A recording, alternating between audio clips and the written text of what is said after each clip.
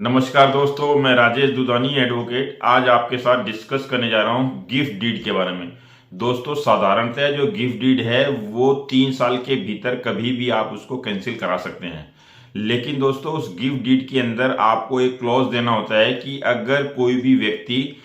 मेरी सेवा नहीं करता है, जिसकी वजह से मैं ये गिफ्ट डीड इसके नाम कर रहा हूं, तो ये गिफ्ट डीड जो मैं कभी भी कैंसिल करवा सकता हूं या सकती हूं। दोस्तों, इसी तरह का एक केस ऑनरेबल सुप्रीम कोर्ट के सामने आया और जिसमें जस्टिस सीटी रवि कुमार और जस्टिस संजय करोल साहब ने 2/1/2025 को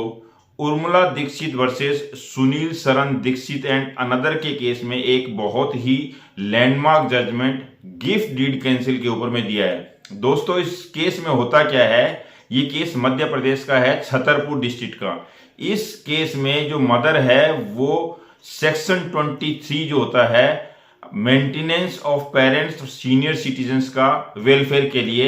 उसमें दोस्तों 2007 में ये एक्ट पास हुआ था। इसमें दोस्तों एक प्रावधान है सेक्शन 23 का, जिसके तहत में कोई भी व्यक्ति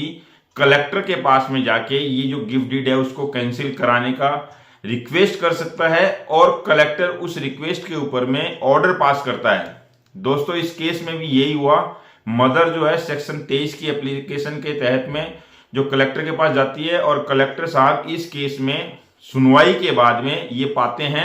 कि ये जो केस है वो फिट केस है गिफ्ट डीड कैंसिल करने के लिए, और कलेक्टर साहब इसमें गिफ्ट डीड कैंसिल कर देते हैं।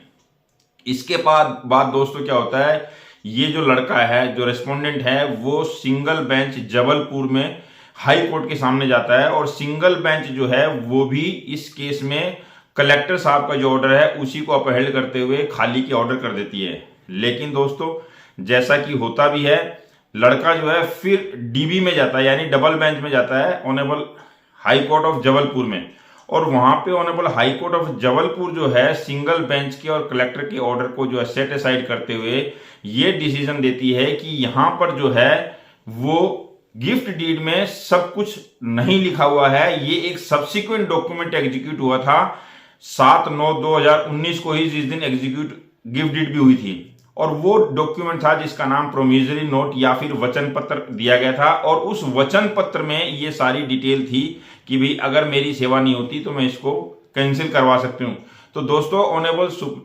हाई कोर्ट जो है डीबी ने, डबल बेंच ने ये फाइंड किया कि इसमें जो है गिफ्ट डीड कैंसिलेशन नहीं बनता, क्योंकि गिफ्ट डीड में सारी चीजें नहीं लिखी हुई है। और दूसरा ये कहा कि सेक्शन 23 जो है कलेक्टर को एम्पावर नहीं करता कि वो इविक्शन का ऑर्डर पास करे। और तीसरा ये भी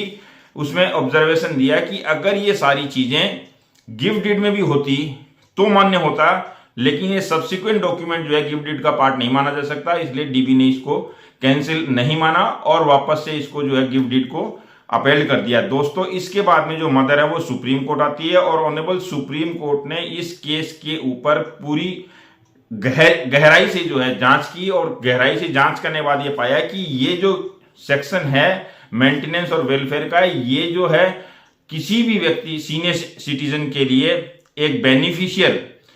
एक्ट है, और बेनिफिशियल एक्ट में सारी चीज को जो है पढ़ा जाना चाहिए, खाली टेक्स्ट को नहीं, उसके कंटेक्स्ट को भी देखना जरूरी है। तो दोस्तों, ऑनरेबल सुप्रीम कोर्ट ने इसमें जो सिंगल बेंच और कलेक्टर का जो ऑर्डर है उसको अपहेल्ड किया, और जो डीबी का ऑर्डर है वो ये कहते हुए कैंसिल कर दिया कि कलेक्टर को पावर है, वो सेक्शन 23 के तहत इविक्शन ऑर्डर पास कर सकता है, और अगर कोई सब्सिक्वेंट डॉक्यूमेंट एग्जीक्यूट हुआ है in relation to the gift deed, तो वहां पर भी जो है व्यक्ति उसका फायदा ले सकता है। और वैसे भी ये जो एक्ट है maintenance and welfare of citizen and parents का जो एक्ट है 2007 का, ये एक बेनिफिशियल एक्ट है जो कि वृद्ध लोगों के लिए या सीनियर सिटीजन लोगों के लिए बनाया गया है, ताकि उनको बुढ़ापे में किसी तरह की दिक्कत का सामना ना करना पड़े। तो इसलिए दोस्तों, ऑनरेबल सुप्रीम कोर्ट ने इस गिफ्ट डीड को कैंसिल करने का ऑर्डर किया और 25/2/2025 तक उस व्यक्ति को, यानी उस लड़के को, मकान या जो भी प्रॉपर्टी है वो खाली करने के निर्देश दिए। तो इस प्रकार दोस्तों, ये गिफ्ट डीड के ऊपर छोटा सा वीडियो अगर आपको अच्छा लगा हो तो इसे लाइक, शेयर और सब्सक्राइब जरूर करें, और साथ में बेल आइकन को भी प्रेस कर दें, देखिए, ताकि मेरा नया वीडियो आप तक सबसे पहले पहुंचे। नमस्कार, धन्यवाद।